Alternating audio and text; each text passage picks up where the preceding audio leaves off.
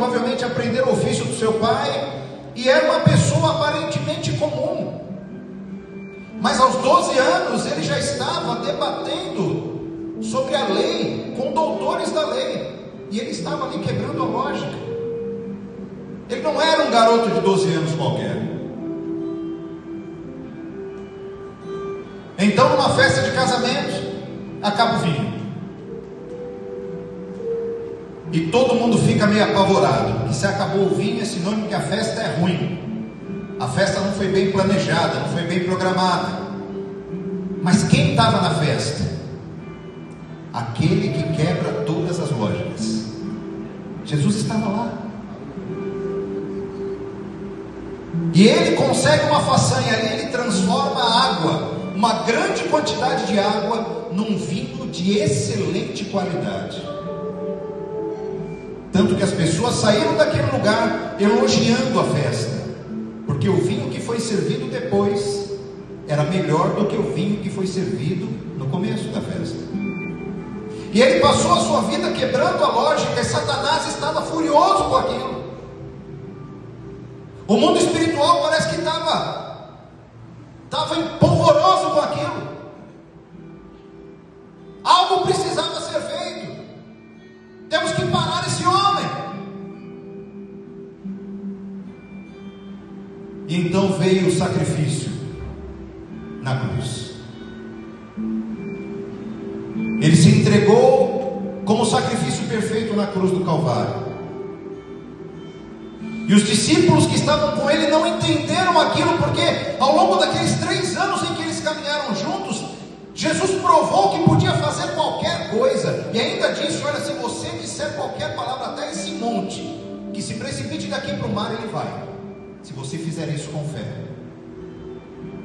E de repente aquele homem que era capaz de qualquer coisa estava acorrentado, amarrado, cuspido, açoitado, esbofeteado, e os discípulos não entenderam nada. Eles estavam provavelmente com uma dúvida na cabeça: será que nós seguimos uma fraude?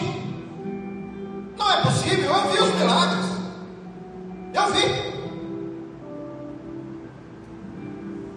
E mais uma vez Jesus quebra a lógica na cabeça dos seus discípulos. E morto ele ficou. Na sexta-feira foi sepultado, colocado no sepulcro. Mas aquele que estava no sepulcro é o mesmo que quebra todas as lógicas. E no terceiro dia, o sepulcro que antes tinha o corpo daquele que sofreu por nós estava vazio.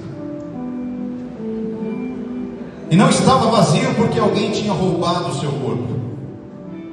Maria Madalena, quando olhou aquele sepulcro vazio, ela se perturbou e falou: onde é que colocaram o corpo do meu Senhor? Levaram o corpo do meu mestre, roubaram o corpo dele. Ela não entendia que Jesus mais uma vez estava quebrando a lógica.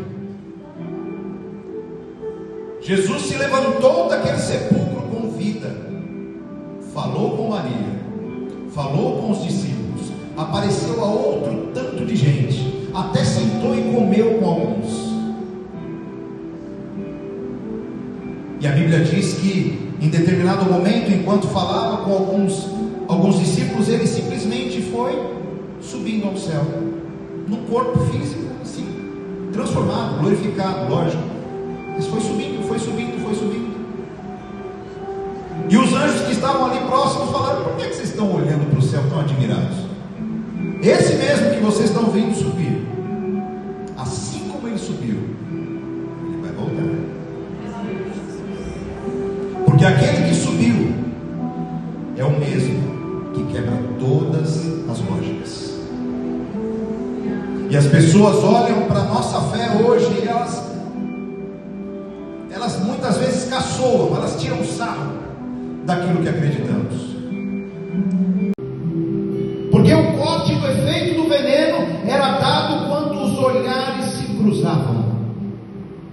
Quando o olhar da serpente hasteada se cruzava com o olhar daquele que foi inoculado pelo veneno da serpente. Compreende isso? Da mesma forma, é Jesus. Porque assim como Moisés levantou a serpente no deserto, assim importa que o Filho do Homem seja levantado, para que todo aquele que nele crê não pereça, mas tenha vida eterna. Em outras palavras, para que todo aquele que olha para Cristo, porque quem crê olha para Ele. Quem crê olha para a serpente que está hasteada no deserto. Talvez alguém falasse para alguém que está morrendo ali no meio do deserto, já com efeitos daquele veneno. Falou, gente, olha para a serpente. Essa é conversa fiada. Esse Moisés fala muito esse Moisés. Fala demais. Isso aí corta efeito de veneno. Onde você já viu um negócio desse? Morreu. Mas quem acreditava, quem cria, olhava para a serpente. E quando olhava, o efeito daquele veneno era cortado. Se você está aqui nessa noite, é porque você, pela fé, decidiu olhar para Cristo. E é por isso que nós meditamos aqui, lemos Hebreus capítulo 12, versículo 2 especialmente. Preso com quanto Deus já fez. Para de olhar para o teu Pai que está no céu com um olhar de mágoa. Para de olhar para Cristo com um olhar de mágoa, porque a maior conquista que você poderia ter tido, você não tinha capacidade de conquistar, que era a tua eternidade no céu. Ele conquistou para você, e ao longo da tua vida Ele vai te dando milagres. Ele vai fazendo uma coisa, Ele vai fazendo outra. Ele não vai fazer todo dia. Eu quero ser muito claro com você, irmão. Ele não vai fazer todo dia. Porque eu não aceito. Isso eu não aceito. Isso eu não quero. Isso não sei o que. Isso não sei o que lá. Bom, atenção. Birra. Também nesse culto de domingo também não vou. Também na próximo propósito que eu ia fazer, também não vou fazer mais. Também vou parar de dar o dízimo, ó. Esquece. Oferta? Esquece. Não, é assim, o senhor quer fazer? Do seu jeito, tá bom. Vamos brincar então, o senhor quer brincar assim? Vamos brincar assim. O senhor não faz por mim, eu não faço por você. Como se ele precisasse de mim para alguma coisa.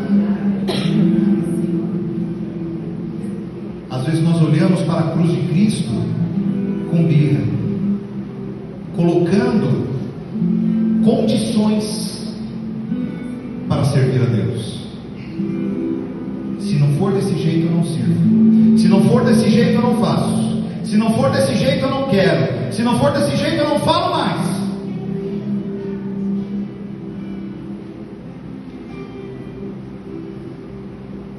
E como é que nós devemos olhar para Cristo então, amigos?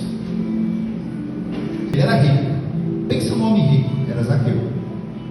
Ele sendo rico, usando a melhor roupa que ele podia, ele não se importou em rasgar aquela roupa subindo na árvore, pastor. Ele foi subir na árvore e provavelmente uma roupa ficou meio rasgada. Talvez ele tivesse feito um corte na própria pele. Talvez ele estivesse sangrando ali. Não sei de que jeito ele subiu naquela árvore. Talvez ele não tivesse esse costume de subir em árvores. Mas ele subiu. Ele passou por todas as situações. Ele venceu a multidão. Ele venceu o amor pela própria roupa. Ele venceu o amor pela própria pele. Ele venceu a dificuldade de ter que, sendo um homem baixo, subir numa árvore alta para poder olhar para a serpente que estava hasteada no deserto. Será que eu e você estamos pedindo muitos esforços para olhar para Jesus? Se você quer olhar para Jesus, para o autor e consumador da tua fé, não meça esforços. Não meça esforços.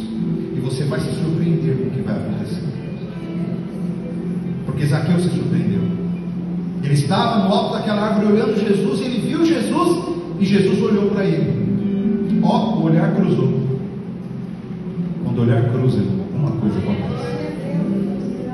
O olhar de Zaqueu cruzou com o olhar de Jesus. E a primeira coisa que Jesus, a primeira palavra que Jesus disse quando olhou para Zaqueu, sabe qual foi?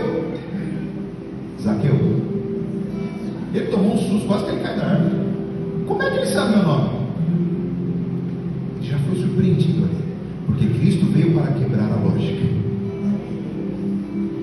Zaqueu, desce daí. Hoje eu vou comer contigo na tua casa, vou pousar lá. Quando o olhar de Jesus cruza com o olhar de Zaqueu,